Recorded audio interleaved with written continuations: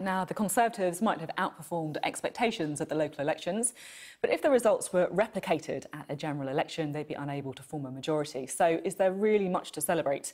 Well, let's ask the party's chairman, Brandon Lewis, who joins us now. So you lost seats, you lost councils. Are you really happy with the results? Well, I've said, actually, since Thursday, it was a good night for us in the sense we gained councils, we outperformed what people expected, but it's very much stage one. And there is gained a some big... councils, but... Yeah, we gained, we'll see over the next few weeks, but I think we will have gained at the end about 7 councils we would have taken control, either from Labour or from no overall control. And we managed to hold on to councils in London that Labour said they would turn London completely red. We even technically gained Barnet back with a majority of 13. But I've been very clear about this. There's no complacency. We've got a big piece of work to do. This was just stage one of what will be a 4-year piece of work. Is the real risk here that you're kind of piling on votes in your comfort areas? So older voters, white voters, voters in suburbs, in the shires, where Labour is doing the same with kind of metropolitan voters in cities. It feels as if it's kind of a deadlock, that's a stasis, that they've got 2 losers. Would you agree with that assessment? No, actually, I think 2 points, and if you like, at 2 levels. I think, first of all, around the country over the last few months, when I've been travelling around to all parts of the country, I'm seeing both our volunteers, activists, candidates and the people on the doorsteps of all backgrounds, all ages, in all parts of the country supporting what we're doing and actually getting involved, and that's a good thing. And actually, at a secondary level, if that was the case, we wouldn't have held on to the councils Labour expected to win, like Wandsworth, Westminster, and indeed you winning held back on, Barnet. But actually, if you look at the popular vote, you were quite lucky, really, to hang on to places like Wandsworth, weren't you? Well, I don't put it down to luck at all. I put it down to the really hard work of good local volunteers, good councillors and candidates who have been out there talking about the issues that matter to local people every day. Low council tax, particularly in Wandsworth and Westminster, and good frontline services. Are you worried that... although you've taken votes off UKIP away from the cities, now the real challenge is taking votes off Labour. And if you look at these results, there's not really much evidence that you have been successful in doing that. Well, again, in London, we gained seats from Labour in Hillingdon and in Barnet, of course, where we've got a majority of 13 now. But I'm very open about the fact as I say, we've got work to do over the next 4 years. This is just stage one in terms of that level of work, and we've got to make sure that we are talking to people, as I said, from all backgrounds, exactly what the Prime Minister said, delivering for everybody right across the United Kingdom. Now, earlier in the show, we played a film from Wandsworth where I went to go and talk to voters to find out, what they were feeling about the main parties. And there was one young man who really stood out to me with what he said. And I'll just read you what he did say. He said, "As a young man, if I put myself online as a Conservative, I just get shouted down. I can't say openly I'm a Conservative, because if I do, people will just say, oh, that guy's a Conservative, bring him down." I mean, do you think he's effectively saying that young people are ashamed to say that they're Conservative? Actually, I recognise the challenge that he's got, but I see it a very different way, actually.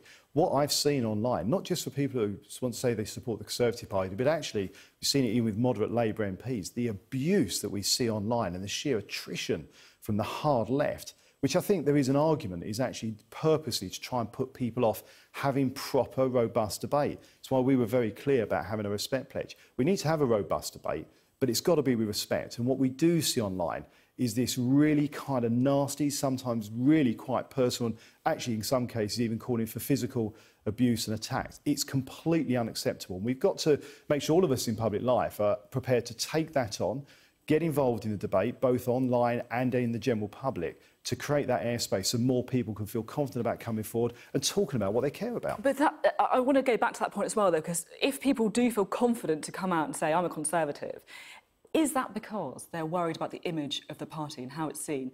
It's not helped, is it, for example, when Conservative councillors post racist or repost racist jokes on social media? And, of course, I'm talking about a joke that was made by or posted again by Rosemary Carroll from Pendle Council. And I can't even refer to what she said because, frankly, it's pretty abhorrent. I mean, that is not helping your cause, is it?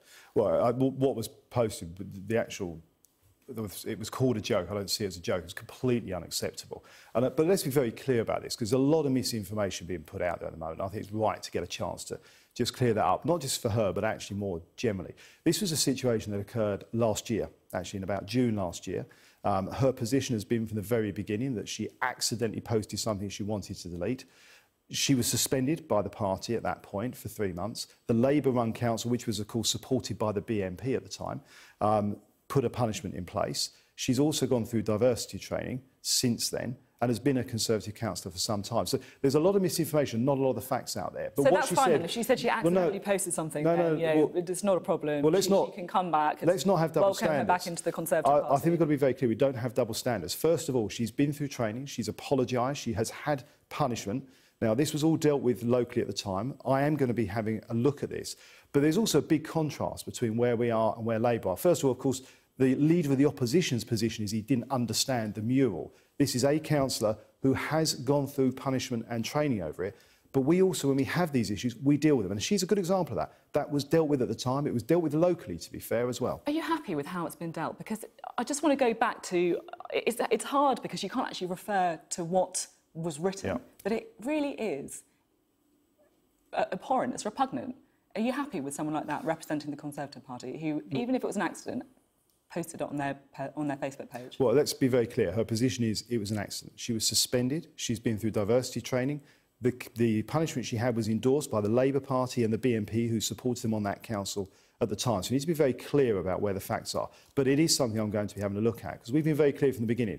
In our party, if we have an issue come up, as we have done over the last few months, when it comes up, we won't do what the Labour Party does and pretend it doesn't exist. We will deal with it. So you're going to look at it again. Does that mean she could be kicked out of the party? I'm not going to prejudge any kind of due diligence work. It's right that we go through this properly. But I also, again, want to stress, this was dealt with locally last year and the position that was taken was one that was actually not just endorsed by, but actually, of course, the council's position was the Labour Party and the BNP. So it is somewhat ironic, if not hypocritical, for them in the position they've taken in the last 24 hours. I want to talk to you now about Brexit and whether the Conservative Party is on that. Now, it feels as though there's sort of two ways of looking at the local election results. Some people who support Brexit say it's an endorsement of the Conservatives' position because of picking up votes in areas that voted Leave. If you speak to Craig Oliver, which I did in the paper review, he said that actually he sees it the opposite way. You're not doing well in the Remain areas because you're supporting a Brexit that means leaving the customs union and the single market. What's your opinion? Well, I think the local elections around a wide range of issues. I mean, first of all, to be 8 years into government and to be the largest party by some 3,000-odd councillors, I think it's a very good achievement. And I think it's down to a couple of key things.